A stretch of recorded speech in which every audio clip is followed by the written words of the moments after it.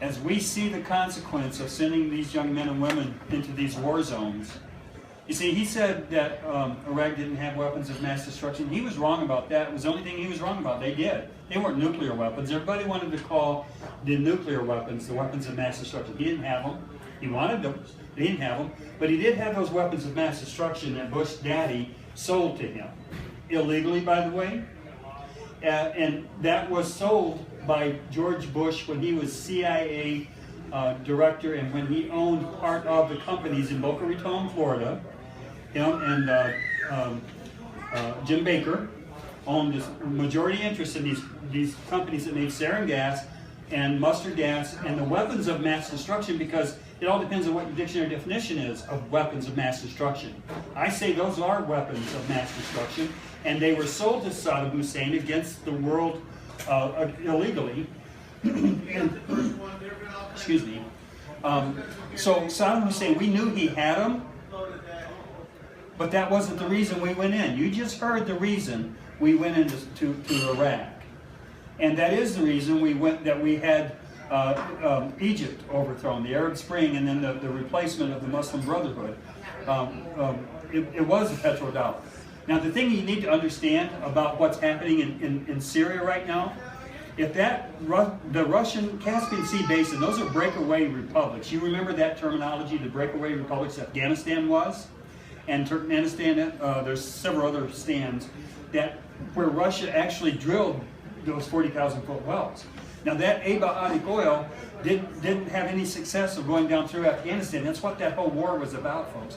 Now it's coming through Syria, because coming across the Caspian Sea through Syria, it's what Georgia was about. Remember when Russia went down to Georgia and bombed? What'd they bomb? The pipelines. Once they blew up those pipelines, they didn't care about the breakaway Republic of Georgia anymore. But what we were going to do, what Russia knew was a problem, was the oil that was going to, and gas that was going to come through those pipelines was going to be sold in the petrodollar, the US dollar. So they stopped that. So what happens right now, this Putin, he's smart. And he knows this is the nuclear bomb that they're laying on us. And I'm going to give you some remedy, and I'm going to do it quickly. I'm going to try to get out of here by 22. Listen, if that oil comes through Syria, and Assad allows it to be sold to China without using US dollars, because he's already dumped the dollar, he's already on our list, as Gaddafi, Saddam Hussein, and all the others that had dumped the dollar this fellow was talking about. If he continues to do that, the dollar collapses. And that's Putin's nuclear bomb that he's sending to us. It's not that Iran may have a nuclear bomb. They already got it. They already have the nuclear bomb. It's not my testimony. It's General Paul Vallely, who's a very well-respected general. He is saying, and he broke the news right here in this caucus. He broke the news here that they have verified that Iran has that nuclear weapon. That's not the big one that we have to worry about, although that's scary. It is when they collapse the petrodollar. Now, this is why that you've heard me talk, and folks that are here haven't heard it, and I'll say it again. The Tea Party has got to be the guardians of the new phoenix that rises out of the ashes of that dollar default. The petrodollar default is going to have another currency that is going to take its place. This is going to happen because we don't have enough Johnnies.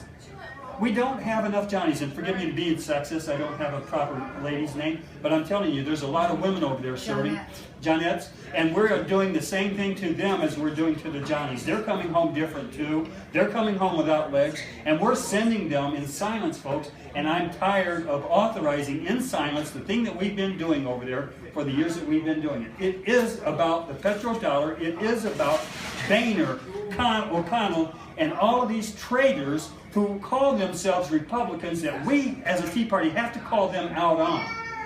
Because if we don't call them out, we don't stand for anything. We're going to fall for anything.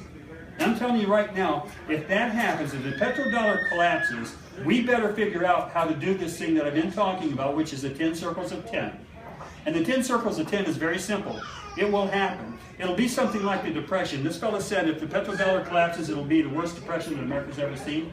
My mother used to tell me when I was a kid that she lived through that depression and nickels looked as big as wagon wheels, she would say. Never understood what that meant till I put in the context of what a total collapse of the American dollar. There's not going to be a currency that you can count on. What you're going to count on is each other. That's what they counted on. They barter. We got an advantage right now. We have an online virtual co-op that we can establish, and it will be established pretty quickly. I say we need to have 10 circles, with each circle having about 10 families in that circle, and we create a bartering system that we can count on. I talked to Kerry Bentivolio before they took his bees away from him. He raised bees and he had honey. And I said, Kerry, what would you think about being able to have maybe 150 families who needed your honey that you produced? He said, I could live on that. That would be wonderful. So 150 families, if you had 10 circles of 10, in those 10 circles, who were sort of like circling the wagons, sort of like protecting each other, you would have a monthly virtual co-op by which even a repair guy, a drywall guy, a guy who fixes cars, a guy who has, you've got 150 families who may need what you do, and you have an automatic market. And I know you think this may be crazy. We need a mic for her. Yeah, no, you know. Well, it's just a real quick question. I want, no, Denise, you need the mic because this is going on YouTube, and I don't want to answer a question they can't hear. Oh, it isn't? Well, yeah, it is. So he's going to turn it on. Testing 1, 2. You have it? Just speak loud, I guess. This one's not on now.